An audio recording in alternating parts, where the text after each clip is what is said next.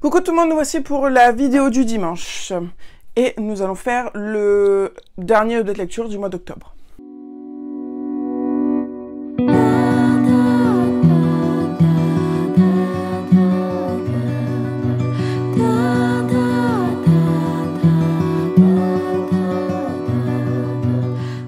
Donc normalement cette vidéo, je ne pensais pas pouvoir la faire, finalement j'ai pu, là on vient tout juste de rentrer du week-end, c'est 5h40.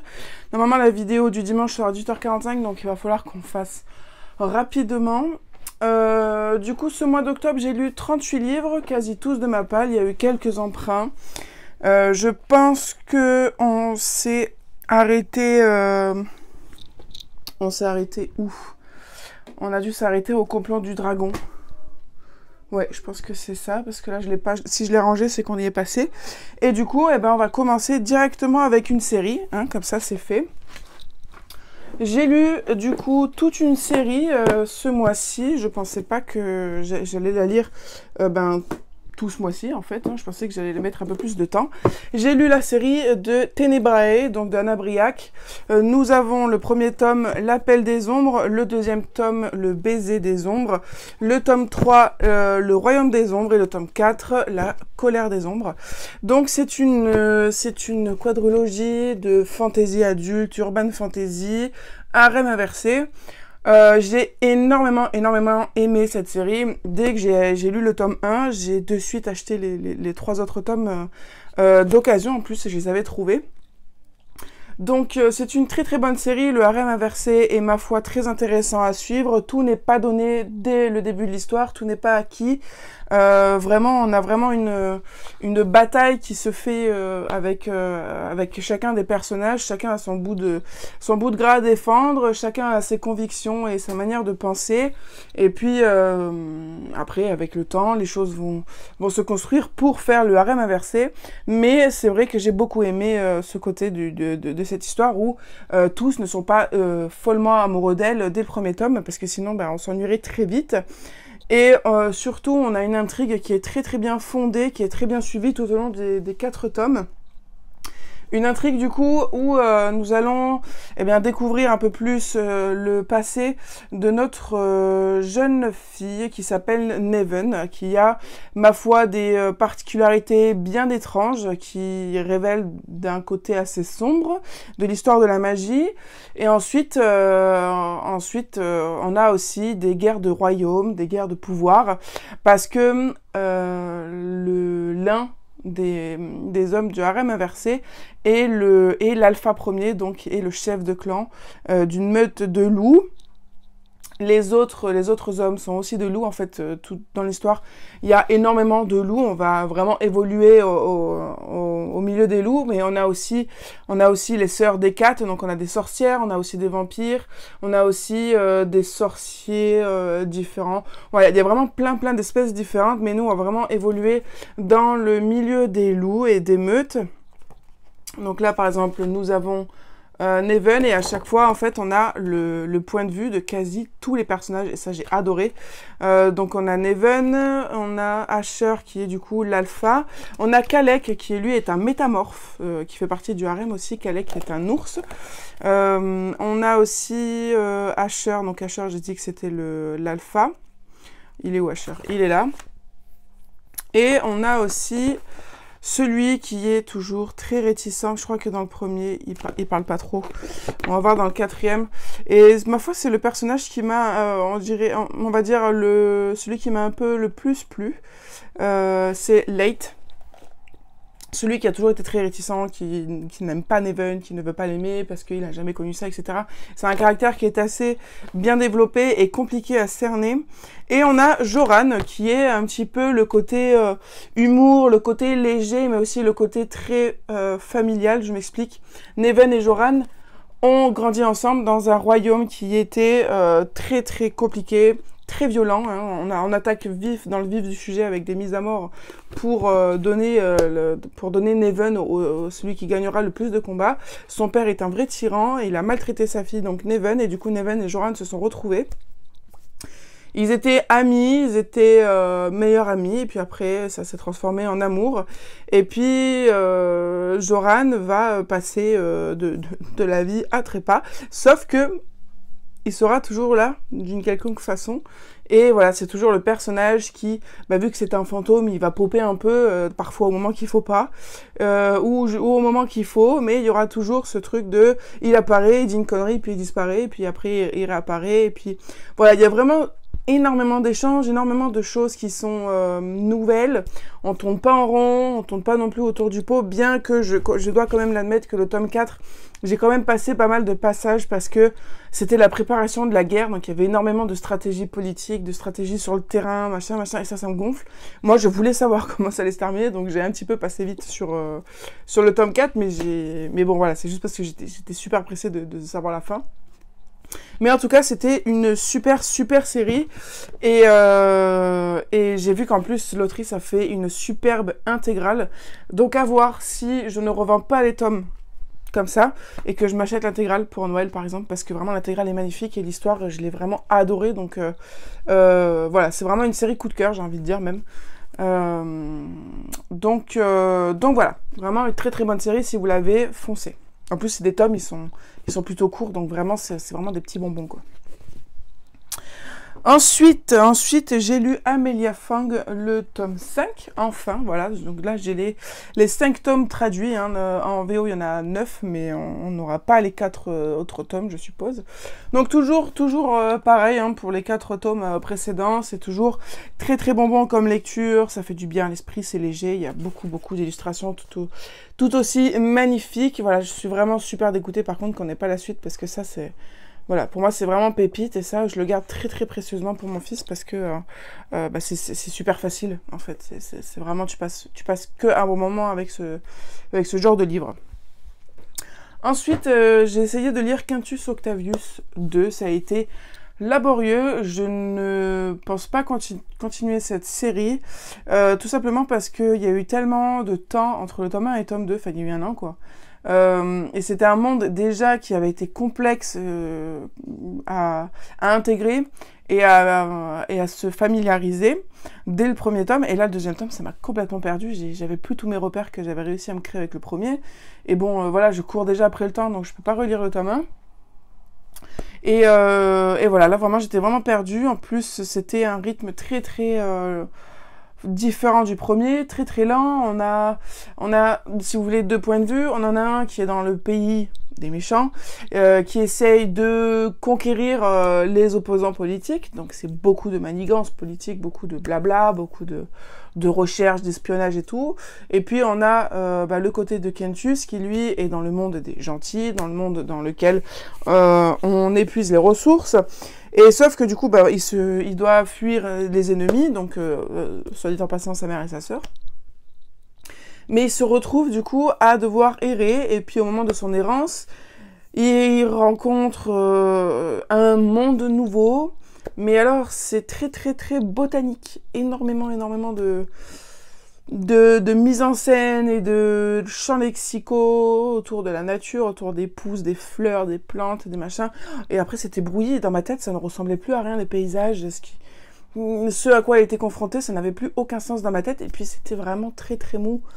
Donc, très déçue, mais voilà, je continuerai pas la suite. Mais bon, au moins, j'aurais testé, j'aurais regretté de ne pas l'avoir fait. Mais maintenant, je l'ai fait et je sais que ce n'est pas fait pour moi.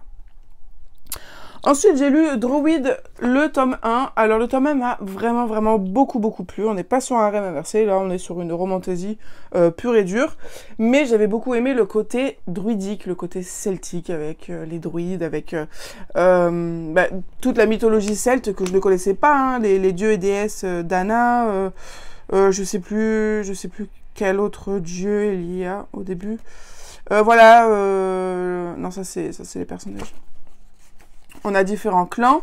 Les différents clans druidiques sont répartis comme ceci en Europe. Et nous allons suivre le clan de Brocéliande dans le premier tome. Et j'ai vraiment beaucoup aimé. J'ai trouvé ça super original. Sauf que, du coup, de suite, voilà, je me suis pris les 3 tomes sur Kindle, là, la semaine dernière. J'ai commencé le tome 2 il y a 2 jours. Et en fait, le problème, d'après ce que j'ai vu aussi pour la suite, ça va se répéter, c'est que là, on tombe sur un immense cliffhanger. Vraiment. Hein. Et du coup, je me dis, ouais, il faut absolument que je prenne la suite, etc. Donc, je me suis pris la suite. J'ai commencé le tome 2. Et en fait, on est sur le point de vue de 2 autres personnages différents. Donc, on n'a pas la suite de l'histoire. On va retourner dans le passé avec 2 autres personnages. Qui sont aussi compris dans l'histoire. Hein. Mais c'est pas les 2 personnages que je voulais continuer de suivre. Et du coup, ça m'a beaucoup freiné parce que je me suis dit, putain, alors, je suis allée quand même jusqu'à la moitié des 483 pages sur le format Kindle, je suis allée jusqu'à la moitié. Et franchement, ça m'a un peu saoulée. C'était intéressant de savoir le passé de chacun de ces personnages. Ça t'explique un peu ce qui s'est passé pour eux au moment de ce qui s'est passé pour Tristan et Nova.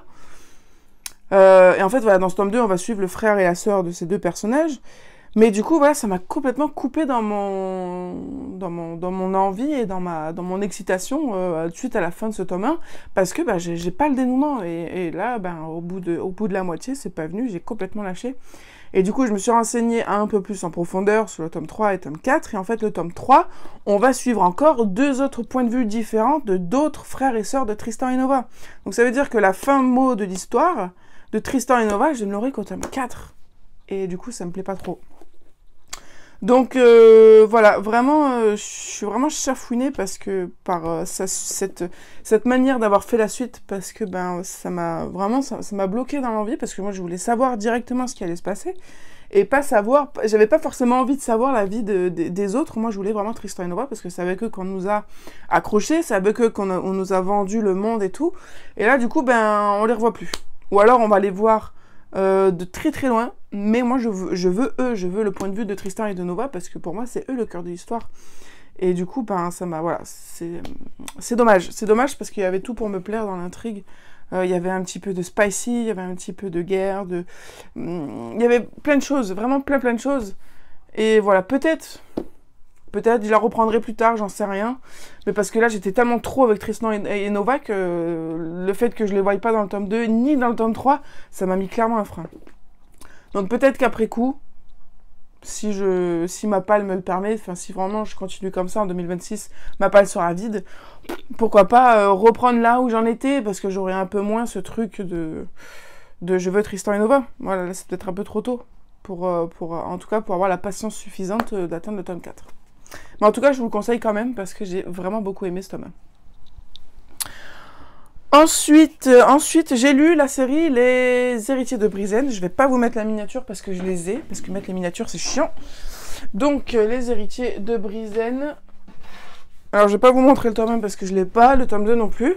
Mais je vais vous montrer le tome 3, 4 et 5, qui sont juste ici. Donc, c'est une petite série qui est éditée chez Nathan. Si je ne dis pas de bêtises, c'est ça, c'est Nathan. Donc, David Brie, je vous en avais parlé avec Le Sorcier de Montbrune, mais aussi Le Complot des Dragons, un auteur que j'aime beaucoup, sa plume m'avait beaucoup plu. Et voilà, ça faisait un petit moment déjà que j'avais en tête cette série de 5 tomes, du coup, de jeunesse. Et je me suis dit, allez, tu te les lis. Donc, je les ai lus, j'ai adoré. Voilà, j'ai lu les 5 tomes en 2 jours. Donc, en plus, c'est vraiment des histoires courtes. On est sur du 160 pages au plus gros. On a une police d'écriture qui est quand même assez gros, voilà, c'est du jeunesse à partir de 8 ans, hein. Donc forcément, mais voilà, moi ça m'a vraiment beaucoup plu. On est sur une histoire de fantasy avec des créatures fantastiques, avec des cours de fae, donc des cours des créatures. On a la cour du soleil, la cour de la nuit, il y a eu un complot qui a fait que les deux se sont battus, et puis les deux ont dit, bon c'est bon, on arrête là, on peut plus faire la guerre, donc ils se sont cachés chacun de leur côté, tout en essayant de dissimuler un artefact magique qui pourrait soit dans les bonnes mains réveiller la magie et refaire revivre les deux cours, ou soit dans les mauvaises mains prendre le contrôle sur toute la magie et du coup décider de vie ou de mort de chacune des créatures. Et dedans nous avons les héritiers de Brizen, qui est un trio de jeunes enfants qui ont été bercés toute leur jeunesse par les légendes justement de ce que je viens de vous raconter, par une vieille dame. Et cette vieille dame, c'est Brizen, qui, elle, a vécu lors de cette fameuse guerre. Et du coup, voilà, tout ce qu'elle raconte comme légende sont en fait véridiques. Et puis, va y avoir un nouveau complot qui va se dérouler à l'époque de nos 3 héritiers. Et évidemment, ils vont se mettre en quête de cet artefact. Et du coup, on va découvrir plein d'autres créatures. Il y a vraiment plein de choses qui vont être mises en place. Mais voilà, c'est vraiment une excellente histoire. Je suis très dégoûtée de ne pas les avoir à mon boulot parce que je me ferais un tel plaisir de les vendre à mes petits jeunes parce qu'ils adoreront, c'est sûr.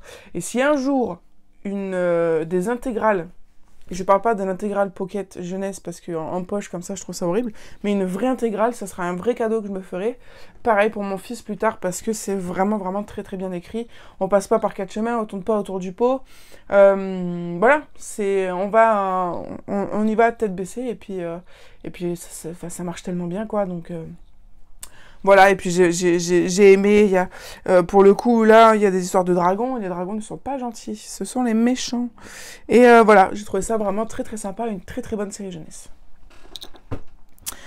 Ensuite, j'ai lu Sorceline, le tome 8. Je me souviens maintenant, je viens vraiment à peine de m'en souvenir que la dernière, je m'étais dit avant de lire le 8, il faudra que je relise le 7. Mais c'est vrai que là, ce deuxième cycle de Sorceline, il est quand même très pointilleux. Et là, bon, ça va que c'était plutôt bien remis en ordre dès le début. Mais c'est vrai que là, on commence à tourner dans des doubles personnalités. Mais en fait, ces 2 personnes sont en fait la même. Mais il faut des sortilèges et machin. C'est devenu un petit peu plus compliqué. Hein. Le premier cycle était vachement plus simple. Là, le deuxième cycle, il est beaucoup plus compliqué. Mais ça reste quand même toujours très sympa à suivre. Mais c'est vrai que là, du coup, je vous le redis, j'aurais dû relire... à la limite, j'aurais dû même relire le 6, 7 et 8, quoi. Mais bon, là, maintenant, c'est fait. J'ai pas été plus perdue que ça, que le tome dernier. C'est toujours super agréable à lire, voilà. Et puis comme d'habitude, on se retrouve dans un an pour le tome 9. Voilà, je sais pas si ce sera le dernier ou pas. Je sais pas les cycles, s'ils sont en 4 tomes ou en 5 tomes. Je sais plus. Ils seront en 5 tomes, ouais. Parce que là, le cycle 1, il était en 5 tomes. Là, on est au 3e tome du cycle 2. Et donc, je suppose qu'il y en aura 2 autres. En tout cas, je pense que 2, ça me paraît bien, vu la fin du tome 8. Je pense que pour avoir une fin digne de ce nom, il faudrait au moins 2 tomes. Hein. Mais voilà, c'est toujours très plaisant, les planches. Voilà, mais il faut rester accroché au cycle 2 quand même. Hein. Surtout pour les petits jeunes, je pense que ça devient un peu plus compliqué à partir du tome 2, du cycle 2. Oh, j'ai pas vu qu'il y a cette étiquette, là, c'est pénible. Mais voilà, c'est toujours très plaisant. Hein. Je tiens juste à vous prévenir les petits jeunes. Et puis pour ceux qui lisent la série, que voilà, ne vous attendez pas à ce que tout vous soit servi sur un plateau d'argent. Lorsque vous commencez le cycle 2, il faut rester accroché, il faut les relire si on peut et si on veut, avoir une lecture un petit peu plus fluide pour avoir vraiment tous les tenants et aboutissants de l'histoire. J'ai enlevé l'étiquette. Voilà. Ensuite, j'ai lu Bloody Harry, le tome 6, pas plus tard que la semaine dernière. J'aime beaucoup ces BD parodiques de chez Jungle, ils ont toute une série, ils ont fait aussi Le Seigneur des Anneaux, ils ont fait aussi Game of Thrones, et là, en librairie, j'ai vu qu'ils avaient fait aussi Stranger Things. Celui-là, quand même, il est bien hard, hein. Ils ont fait pas mal de vannes, limite, et je suis très contente que ce soit passé quand même, parce que bon, il faut quand même qu'on puisse rigoler un peu de tout. Et je trouve ça cool qu'ils aient laissé passer ces petites vannes un petit peu limite, quoi. Mais bon, c'est ça qui est drôle, hein. C'est ça qui est drôle. Et puis, il y a quand même il y a carrément des références à Harry Potter, forcément. Mais un petit peu plus, ils se sont creusés la tête, quoi. Hein. Voilà, pour faire un petit peu aussi des liens de ce qui se passe de nos jours. Donc voilà, c'est vraiment très sympa. Mon mari l'a lu aussi, il a trouvé ça très drôle. Ça aussi, c'est une série que je m'achèterai ad vitam aeternam. Ouais, voilà, ça c'est toutes les autres parodies qu'ils ont faites. Voilà, je trouve ça très sympa. Donc voilà, j'espère qu'il y en aura d'autres parce que vraiment, c'est une franche tranche de plaisir à chaque fois. Ensuite, j'ai lu le I Don't Trust My Twin, le tome 3. C'est une série en 7 tomes, il me semble. C'est une série de webtoons, voilà, qui me plaît bien. J'ai fait un choix. J'ai fait le choix de continuer cette série et de ne pas continuer Seule la mort attend la vilaine. Parce que je confondais trop les deux. Il y avait trop de trucs, voilà, qui me plaisaient pas, parce que celui-là Seule la mort attend la vilaine, c'est la même intrigue principale, c'est-à-dire que les deux se sont retrouvés propulsés, là dans un roman et l'autre dans un jeu vidéo, et donc du coup elles incarnent un personnage, etc. Donc elles doivent faire avec leur propre passé, mais aussi le passé du personnage, bref, c'était trop compliqué. Et puis je m'y retrouve mieux dans celle-là, je me retrouve mieux dans ce personnage-là que dans Seule la mort attend la vilaine. Pourtant c'est bête, hein, parce que j'ai vraiment... Toute la série est disponible au boulot. Donc là, pour le coup, je me mets dans des épines dans le pied toute seule, parce que celle-là, il faudra que j'attende à chaque fois que le tome sorte. Alors que Seule la mort attend la vilaine, j'ai toute la série au boulot, mais bon. Voilà, j'ai même pas fini le tome 2 ou 3 de Seule la mort attend la vilaine, alors que celui-là, je l'ai bouffé vraiment en quelques minutes, quoi. Mais voilà, c'est cette histoire de sœur, là, j'aime énormément, j'ai beaucoup accroché. Donc voilà, foncez aussi pour cette histoire de sœurs, l'une qui veut trahir l'autre, et puis l'autre qui a compris le petit jeu et qui du coup essaie de contrecarrer tous ses plans. C'est vraiment super intéressant. Et puis comme je vous ai dit, il y a ce petit côté où elle atterrit dans le livre, c'est un livre qu'elle est en train de lire, et puis elle est tombée dedans, donc elle doit faire avec. Et puis le personnage qu'elle est maintenant est différent du personnage de l'histoire. Donc il y a quelques trucs qui changent. Enfin voilà. C'est vraiment très bien fait. J'aime beaucoup et j'attends impatiemment du coup la suite. Ensuite, j'avais commencé Broken Bones, que j'avais reçu par la masse critique Babelio. Dans ma folie toujours de harem inversé, je venais de finir Ténébrae de Anna Briac, dont je vous ai parlé là au début. Et je cherchais d'autres histoires de harem inversé. Du coup, quand j'ai fait la masse critique, j'ai vu qu'il y avait Broken Bones, que Broken Bones c'était un harem inversé aussi. Du coup, je l'ai reçu. Je l'ai commencé et comme j'en ai fait ma critique sur Babelio, je n'ai trouvé aucune passion entre les personnages. J'ai trouvé ça très mou. Parfois, c'était très flou. On avait tout et rien comme info parfois. Le rythme était très en dents de scie. Donc j'ai pas accroché, je l'ai pas fini. Voilà, mais c'est pas grave, il a trouvé une autre maison. Mais voilà, c'était pas ce que je voulais, c'était pas ce que j'attendais, et c'est surtout ce que je n'ai pas connu avec les autres ARM inversés. Surtout que maintenant, je commence quand même à en avoir une petite collection, hein. J'ai Kingwood Academy, là j'ai Tenebrae, j'ai l'Académie Firestone, l'Académie Hawthorne. Donc voilà, je commence quand même à avoir un petit bagage en ARM inversé, et puis voilà, Broken Bones, je trouvais que ça ne faisait pas l'affaire, et puis en plus j'ai vu qu'il y avait 6 tomes, donc pouf. Bon, j'ai envie de dire, Hope Fatal, il y en avait 5, hein, mais bon. Mais là, les 6 tomes écrits de cette manière, non, ça n'allait pas le faire, donc j'ai préféré arrêter. Ensuite, j'ai lu Seven Deadly Thorns, une lecture que j'ai eue grâce à mon partenariat avec PKG, dont je remercie. Donc c'est c'est un one-shot de romantasy. Et là, pour le coup, j'ai beaucoup aimé. Alors, je n'avais pas du tout compris que c'était une sorte de remake de la Blanche-Neige et du Chasseur. Et c'est vrai qu'une fois qu'on est dedans, oui, on est complètement dedans. Et c'est vrai que les remakes de contes, j'en ai rarement lu, hein. Mais j'ai vraiment beaucoup aimé cette histoire. Seven Deadly Thorns, donc ça veut dire 7 épines mortelles. Nous avons une jeune fille qui cache ses pouvoirs de sorcière, qui est dans une académie. Et cette académie se trouve dans un royaume qui est entouré de brume suite à une guerre avec un autre royaume. Les sorcières, on a les sorcières de lumière, les sorcières de l'ombre. Elle, c'est une sorcière de l'ombre. Elle se cache jusqu'au moment où le prince héritier découvre que c'est une sorcière. Du coup, la reine, la mère du prince héritier, lui dit « Tu dois tuer cette fille qui est une sorcière ». Et en fait, ce prince héritier, on découvre que c'est le chasseur. C'est celui qu'on envoie. À chaque fois qu'on trouve des sorcières, il est vraiment l'exécuteur de la reine, le chasseur. Et au moment où on est devant le fait accompli, les deux, ils sont là, en mode « Bon, tu me tues ou tu me tues pas ?»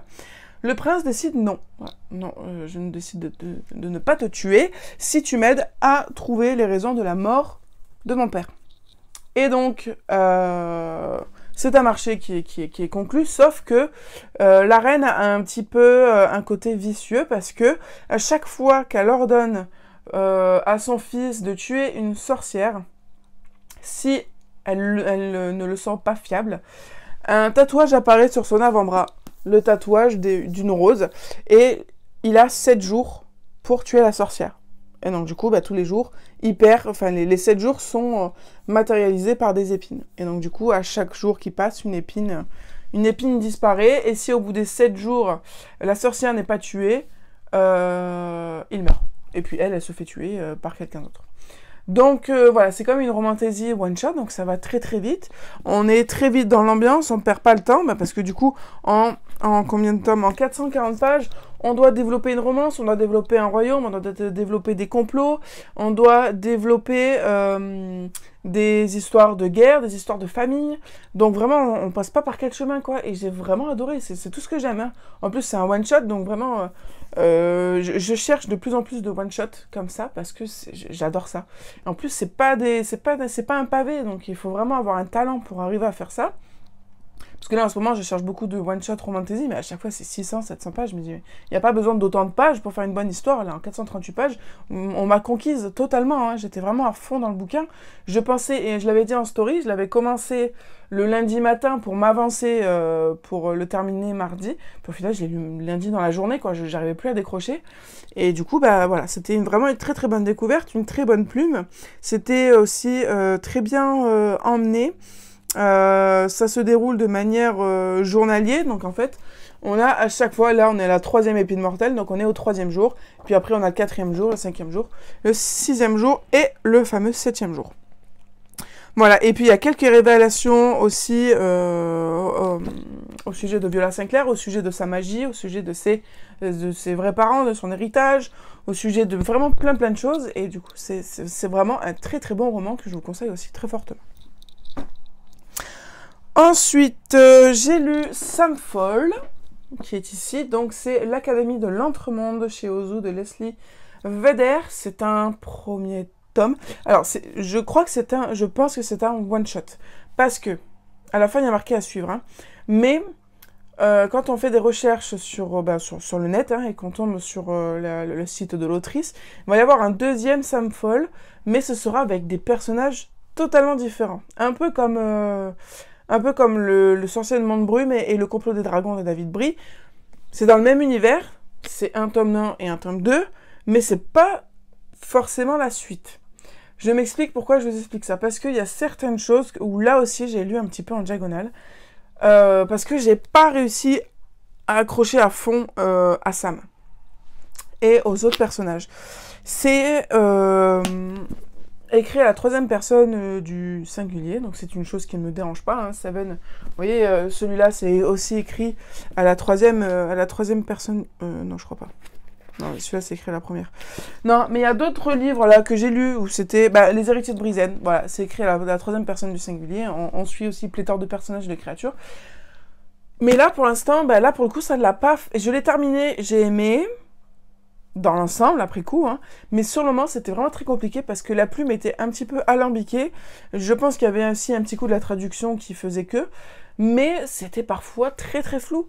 Le nombre de fois où j'ai dû relire les phrases, ou même des fois revenir au chapitre précédent, pour savoir qui a fait qui a fait quoi, qui a parlé à qui, parce que c'était trop alambiqué, on passait du coq à l'âne. Et du coup, je vous parle même pas des scènes de bagarre, des scènes de bataille, parce que je comprenais pas qui faisait quoi. Et du coup, des fois, par exemple, vers la fin, là, il y a eu une énorme scène de bataille qui faisait presque un chapitre. Oh, je l'ai zappé, quoi, parce que je comprenais rien, et ça me faisait chier à chaque fois de devoir relire et tout, alors que moi, je voulais savoir comment ça allait se terminer. Et vraiment, ça s'est vraiment ressenti à partir de pendant 100 pages, si vous voulez. Le roman, il en fait 480. Non, il en fait 450. Mais voilà, de la page 300 à 400, hein, pendant ces 100 pages-là, j'étais vraiment à 2 doigts de décrocher. Vraiment à 2 doigts de partir, parce que c'était trop compliqué, j'arrivais plus à suivre qui était qui. Alors que il y avait énormément de choses qui étaient très très bons. Quand je l'ai fini, j'ai fait le débrief à ma collègue.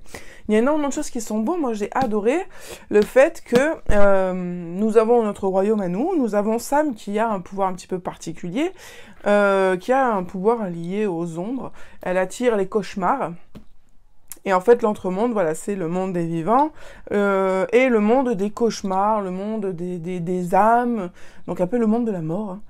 Et en fait, ce monde-là, donc, il est dirigé par la mort, c'est la reine, et la reine chapeaute plein de petits tourments. Et chaque tourment correspond à une émotion. Donc on a le tourment qui s'appelle la colère, on a la malice, on a la peur, on a la tristesse, on a vraiment, on a les regrets. Il y a vraiment voilà tous les sentiments un petit peu négatifs comme ça qui peuvent nous bouffer toujours de la vie, qui sont anthropomorphisés. Non, c'est pas ça, c'est pour les animaux. Mais qui sont personnifiés. Voilà, tous ces sentiments-là sont personnifiés. Et dans ce royaume, chacun a ses quartiers. Et en fait, voilà, on va se balader dans ces quartiers. Donc, chaque quartier va avoir ses propres monstres. On va découvrir chacun des tourments, etc. Machin. Donc, tout ce monde des émotions-là était super bien exploité. Le royaume de la mort était super bien exploité aussi. On a cette académie aussi dans laquelle elle va rentrer sous la menace de l'exil. On a l'intrigue autour de son père, pourquoi il est cristallisé depuis 10 ans, machin. Il y a vraiment énormément de choses qui m'ont énormément plu. C'est pour ça quand même que j'ai terminé l'histoire, parce qu'il y avait vraiment beaucoup de points positifs. Mais la plume était parfois très compliquée, surtout dans les scènes où soit il ne se passait rien, donc c'était des dialogues qui ne menaient à rien, soit dans les scènes de bagarre où impossible de savoir qui faisait quoi. Mais je suis quand même contente de l'avoir terminé, parce que la fin m'a satisfaite. Vraiment, j'étais très contente d'avoir ce final-là. Mais à voir le deuxième tome. Parce que du coup, si on repart encore à zéro avec d'autres personnages, je sais pas. On verra au moment venu dans quel état d'esprit je suis. Mais en tout cas, voilà. Foncez quand même, hein, mis à part ces petites 100 pages là qui m'ont vraiment mis à la limite de la limite. Je pense que c'est un univers qui mérite d'avoir sa chance, parce qu'il a quand même été super bien exploité. Donc voilà, tentez votre chance et puis vous verrez bien. Ensuite, j'ai lu... Oh, je l'ai pas mis lui. J'ai lu Lova Obscura, le tome 2, le bal d'hiver. C'est chez Fleurus, c'est le monde de Lova Obscura. C'est une histoire qui est très jeunesse, avec beaucoup d'illustrations, mais que j'aime beaucoup. Le tome 2, je sais pas où il est. Il doit être dans les L. Bref, Lova Obscura, c'est une jeune femme qui est un petit peu la gardienne, enfin qui est carrément la gardienne des mondes. Donc le monde actuel, nous, hein, le monde des humains, et tous les autres univers parallèles. Et puis au milieu de tout ça, nous avons deux gamins qui sont demi-frères et demi-sœurs, qui par surprise, hein, donc là c'est le tome 3, qui par surprise ou par erreur entrent dans le manoir de Lova Obscura et vont découvrir ces mondes parallèles. Et après coup, à chaque fois qu'il va y avoir des petites aventures pour Lova Obscura, les enfants vont l'aider, vont partir avec elle. Et donc, le tome 2, c'était dans le monde des plantes, je crois. Là, on est dans le monde des vampires. Donc, c'était vraiment à point nommé pour Halloween. Vraiment très bon. Et puis, faut se le dire, c'est quand même de magnifiques ouvrages pour pas très cher, 13,95 €. Et à l'intérieur, vous n'êtes pas déçus. Vous avez de magnifiques illustrations en couleur. Voilà, j'ai trouvé, c'est vraiment pour ça aussi que je les prends. Hein. C'est que c'est vraiment de magnifiques ouvrages qui vaut vraiment le coup et qui fait du bien aux yeux pour les petits aussi. Ça peut vraiment les motiver à lire des romans. Voilà, moi, les en-têtes de chapitres comme ça, moi, je trouve ça fabuleux. Donc voilà, foncez si vous cherchez des petits jeunesses comme ça, pas trop casse-tête. Et ils font 139 pages. En général, le tome 1 et 3... le tome 1 et 2 ne sont pas très loin. Mais vraiment, je les trouve pas, là.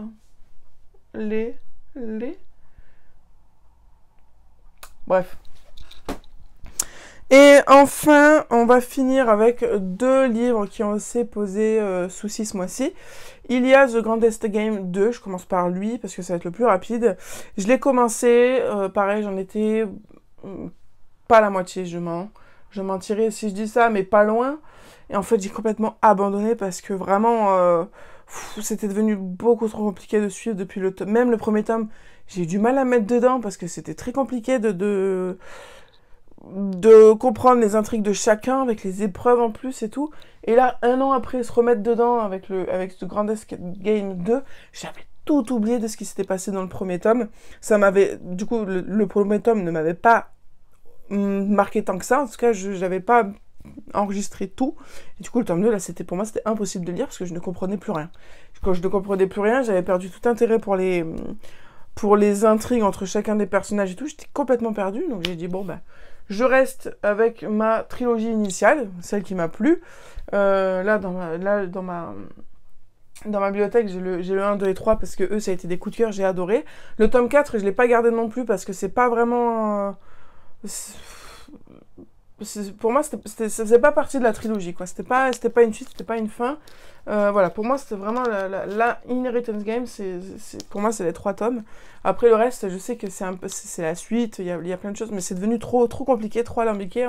On a voulu faire trop complexe et tout, et du coup, c'était trop compliqué. Je vais me répéter, mais c'était trop compliqué. Du coup, j'ai préféré arrêter là et m'en tenir à mon bon souvenir de la trilogie mère.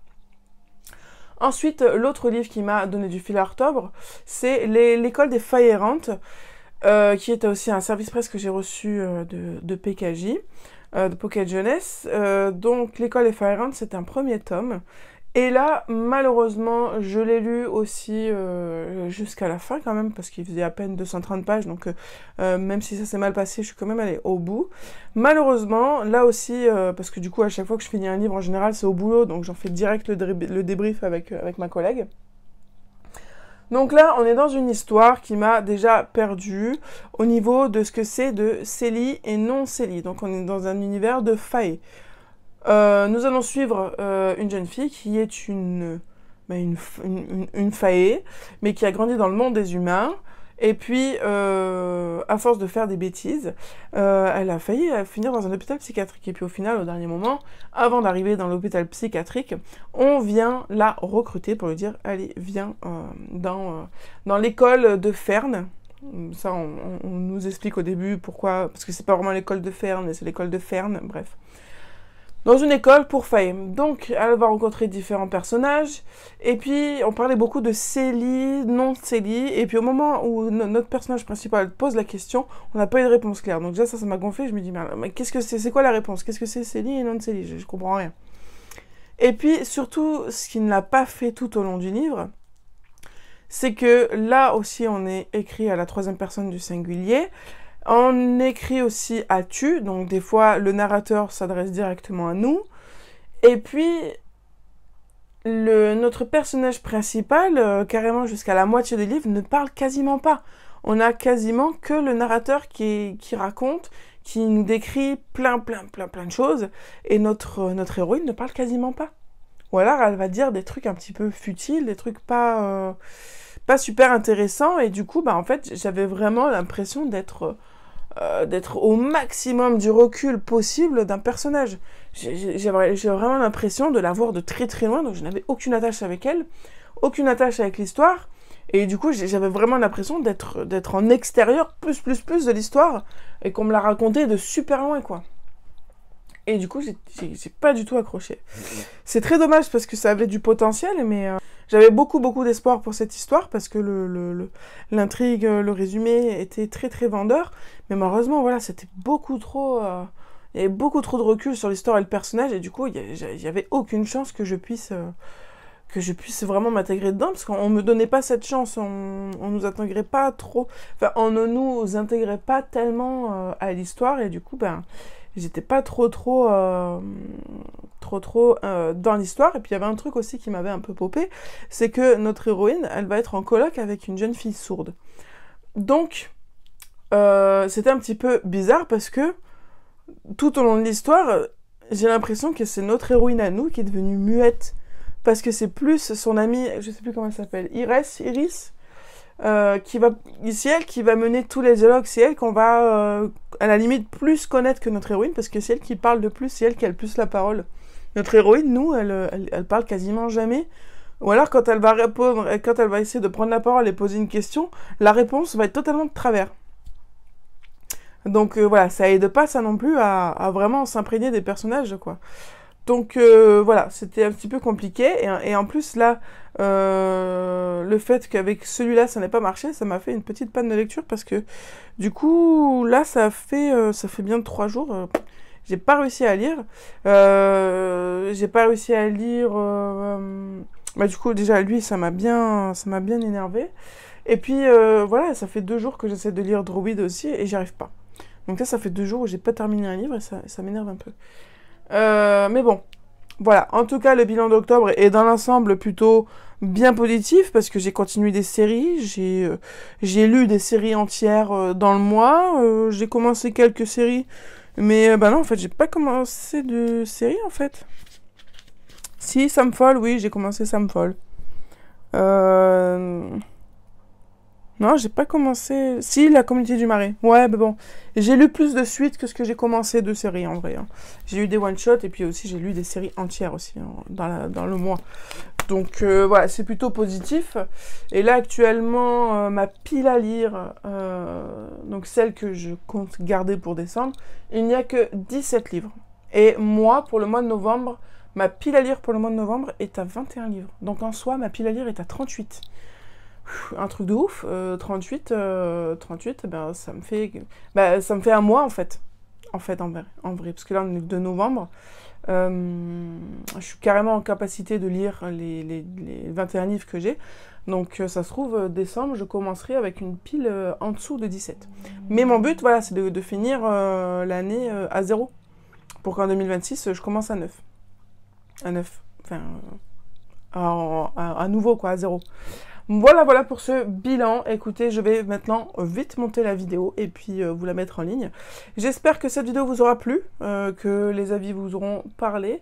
En tout cas, hein, vous savez que je le fais avec le cœur à chaque fois. Bon, c'est vrai que parfois je prends peut-être pas des pincettes, mais bon, je vous le dis comme je le sens, hein. Voilà, écoutez, je vous fais plein de gros bisous et je vous dis à très bientôt sur la chaîne pour une nouvelle vidéo.